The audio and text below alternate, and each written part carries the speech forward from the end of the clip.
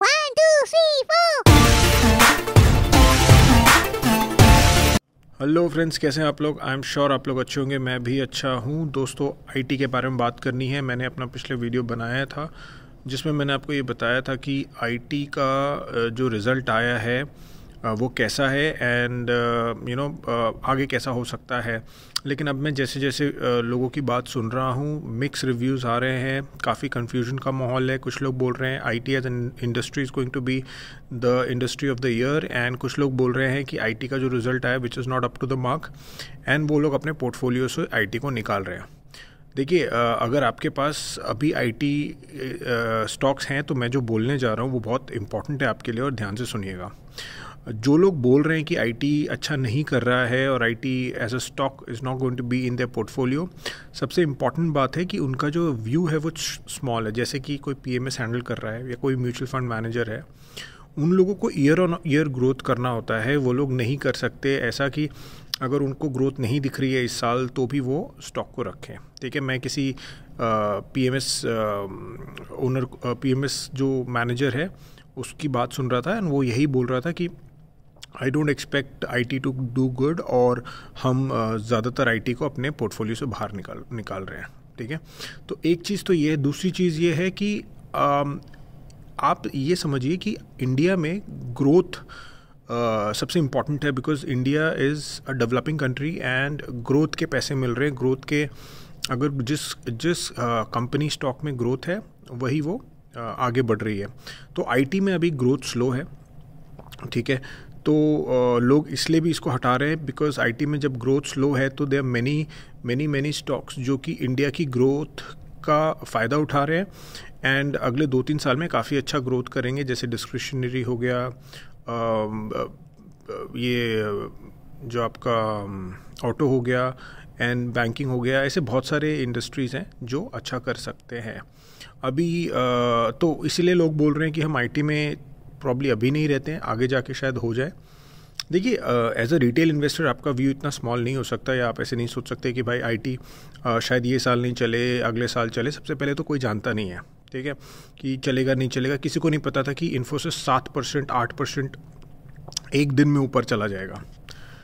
तो आपको ये समझना पड़ेगा, ये बात समझनी पड़ेगी कि अगर हम रिटेल इन्वेस्टर्स हैं तो हम इतनी क्विकली डिसीजन नहीं ले सकते, और कोई भी स्टॉक को इतनी जल्दी बेच खरीद नहीं सकते। अगर हम यही करेंगे तो फिर हमारे रिटर्न्स नहीं बनेंगे, खाली पोर्टफोलियो में नए नए स्टॉक्स दिखेंगे और फिर जाते हुए भी दिखेंगे। ठीक है, तो अगर आपके पास कोई ऐसा स्टॉक है जो आईटी रिलेटेड है, अगर आपके पास कोई ऐसा स्टॉक है जिसमें आपकी अच्छी होल्डिंग है और वो आईटी में है, या तो आप देख रहे थे कि आप आईटी में आएँ, तो देखिए मेरा तो यही मानना है कि आईटी को कभी भी अंडर एस्टिमेट नहीं करना चाहिए, पहली चीज़।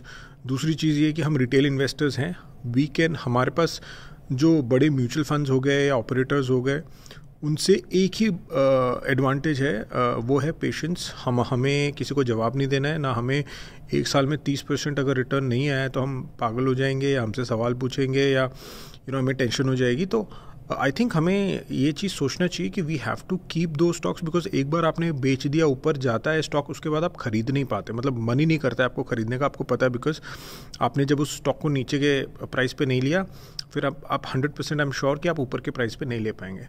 तो अगर आपके पास आईटी शेयर हैं एज अ रिटेल इन्वेस्टर, मुझे ऐसा लगता है कि आपको रखना चाहिए। And I am not talking about any particular stock, I am talking about as an industry. आपको इसको अच्छे से देखना चाहिए।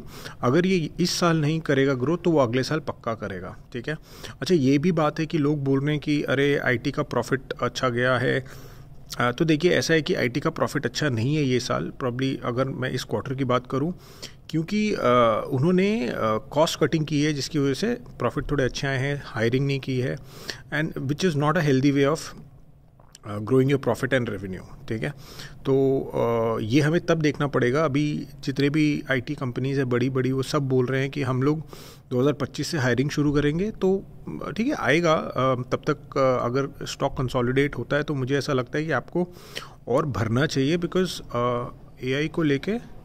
एआई को लेके ये जो स्टॉक्स हैं ये अच्छा करेंगे। एआई का जो ट्रांजिशन है वो पूरी दुनिया में आएगा और वो कंटिन्यू होगा एटलीस्ट फॉर नेक्स्ट 100 ईयर्स। तो उस ट्रांजिशन को हेल्प करने के लिए, सपोर्ट करने के लिए हमारी आईटी कंपनीज़ ही काम आएंगी। तो अगर आपको कोई बोल रहा है कि ये हम जो इंडियंस हैं, जो कोड कूली हैं, वो लोग शायद रिप्लेसेबल हैं, तो हाँ हो सकता है, बट विच इज़ किसी को भी नहीं पता ये बात। अगर आप नारायण मूर्ति साहब की बात सुने तो उन्होंने तो ये पूरी चीज़ को गलत ठहराया, बट फिर भी अगर आप इसको समझे तो 50-60 साल हैं अभी हमारे हाथ में पूरे ट्रांजेक्शन में हेल्प करने के लिए, और ये आईटी कंपनीज ही हेल्प करेंगे, एंड आई एम श्योर उनका रेवेन्यू भी ऊपर जाएगा। ठीक है, तो मैंने आपको दोनों रिव्यू बताया है, दोनों बात बताई है कि कौन बोल रहा है कि बेचे। आई थिंक वो भी अपनी जगह पे सही है, क्योंकि जो ऑपरेटर्स होते हैं, जो म्यूचुअल फंड मैनेजर्स होते हैं, वो ईयर ऑन ईयर देखते हैं, पहली चीज़। दूसरी चीज़, उनको बहुत ही उन पे रिस्पॉन्सिबिलिटी होती है, उन पे लोग काफ़ी सवाल करते हैं अगर कुछ ग्रोथ नहीं दिख रही है तो। वेरएज़ रिटेल इन्वेस्टर्स को बने रहना चाहिए, उनके पास एक ही हथियार है जो कि है पेशेंस। तो आपको ये समझ के लेना पड़ेगा कि अगर आप रिटेल इन्वेस्टर हैं तो you can not think like a mutual fund manager या तो ऑपरेटर के जैसे। ठीक है, और दूसरी चीज़ ये है कि आईटी को अंडर एस्टिमेट करने की ज़रूरत नहीं है, आईटी हमेशा अच्छा करेगा। इज़ जस्ट दैट कि देखिए कभी कभी क्या होता है ना कि ये गिमिक भी हो सकता है कि लोग बोल बोल के स्टॉक बिकवाते हैं, रिटेलर को बाहर करते हैं और फिर उसको ख़रीदते धीरे धीरे। ठीक है, वो भी हो सकता है। तो आप कोई भी डिसीजन लेने से पहले एक बार अच्छे से सोचें, उसके बाद ही डिसीजन ले। अगर आपको कोई अच्छी स्टोरी मिल रही है, अच्छा कोई ऐसा स्टॉक मिल रहा है which is better than IT, तो आप सोचें। अगर किसी के बोलने पे कि अरे IT is not going to do good, IT का फ्यूचर अच्छा नहीं है, then I don't think so आपको ये राय के साथ अपने स्टॉक्स बेचने चाहिए। और आप कोई भी चीज़ करते हैं, आप प्रॉपर डिटेल एनालिसिस कीजिए, चीज़ों का समझिए, लोगों की बात सुनिए। एंड मैं नहीं बोल रहा हूँ कि फंड मैनेजर्स की बात सुनिए, but people who are really influential and they hold some responsibility when they say something। ठीक है, जैसे कि मुझे आपको मैं दो तीन क्या काफ़ी सारे एग्जांपल दे सकता हूँ। जैसे मनीष चौकसी जी हैं, उनकी बात सुनिए। रामदेव अग्रवाल जी हैं, उनकी बात सुनिए। बसंत महेश्वरी जी हैं, उनकी बात सुनिए। विजय केडिया जी हैं, उनकी बात सुनिए। मधुसूदन केला जी है, उनकी बात सुनिए। ये सारे जितने भी लोग हैं, they of course they are investors, but आप जब भी उनसे बात करेंगे वो किसी भी स्टॉक स्पेसिफिक पे बात करना नहीं चाहते, बिकॉज दे डोंट वांट कि उनके किसी बोलने से कोई भी स्टॉक में रैली आए या कोई भी फंसे। ठीक है, तो आप उनकी एज एन आइडिया समझिए कि वो क्या बोलना चाहते हैं, एंड उसके हिसाब से आप अपनी चीज़ें सोचिए, समझिए, एंड टेक योर डिसीजन। अगर आपका जो पोर्टफोलियो है वो आप खुद हैंडल करते हैं, then I think these all things are very important for you to understand. And इन लोगों को सुनेंगे तो आपको बहुत अच्छा ग्रिप आएगा मार्केट में। ठीक है, और अगर आप लोग को इन सब की बात एक प्लेटफॉर्म पे सुननी है तो मैं हूँ बताने के लिए।